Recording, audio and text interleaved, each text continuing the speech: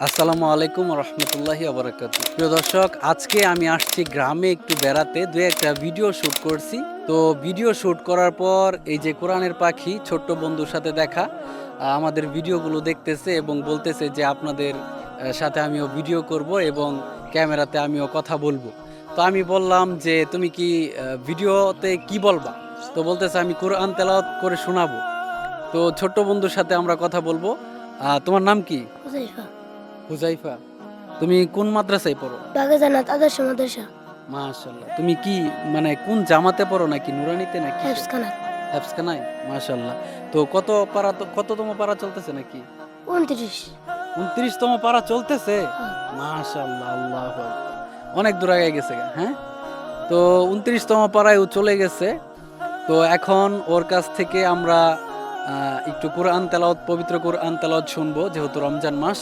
তো তুমি আমাদেরকে কোন সূরাটা তেলাওয়াত করে শোনাবা? সূরাতুল মুলক। মাশাআল্লাহ। তো তুমি এখন আমাদেরকে তেলাওয়াতটা করে শোনাও, ক্যামেরার দিকে তাকিয়ে তেলাওয়াত করো।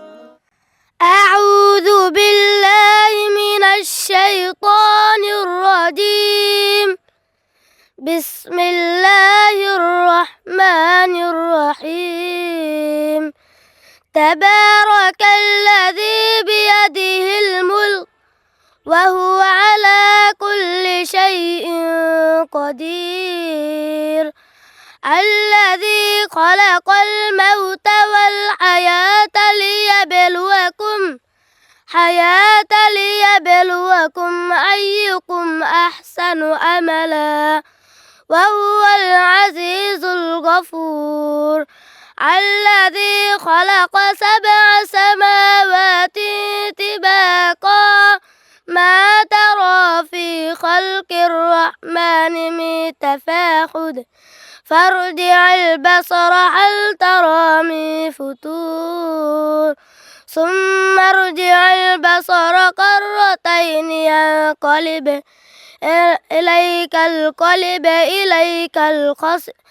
إليك الخاسر البصير. صدق الله العظيم.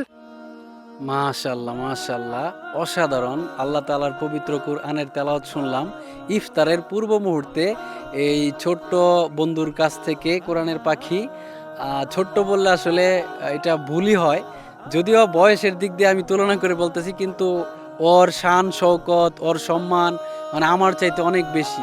কারণ একজন তলেবে এলেমের পায়ের নিচে ফেরেশতারা নূরের মানে পাখা বিছায় দেয়। তো ছোট্ট বন্ধুর তেলাওয়াত শুনে আমার খুবই ভালো লাগছে। আপনাদের কেমন লাগছে তা অবশ্যই কমেন্ট করে জানাবেন। তুমি কি আজকে রোজা আছো? হ্যাঁ। মাশাআল্লাহ। রোজা কি সবগুলা রাখছো? দুইটা ভাঙছি। ও আচ্ছা, আচ্ছা। ২টা ভাঙছে, কিন্তু ছোট মানুষ সবগুলা রোজাই প্রায় রাখছে, ২টা ভাঙছে। অনেক ভাল লাগলো ওর সাথে সাক্ষাৎ হয়ে। আপনাদের কেমন লাগছে আমি জানি না। তো সবাই ওর জন্য দোয়া করবেন। আল্লাহ তাআলা যেন ওকে কোরআনের হাফেজ হিসেবে কবুল করেন, এই দোয়া আপনারা সকলেই করবেন। ভালো থাকবেন, সুস্থ থাকবেন, এই প্রত্যাশায় আজকের মতো বিদায় নিচ্ছি। আল্লাহ হাফেজ।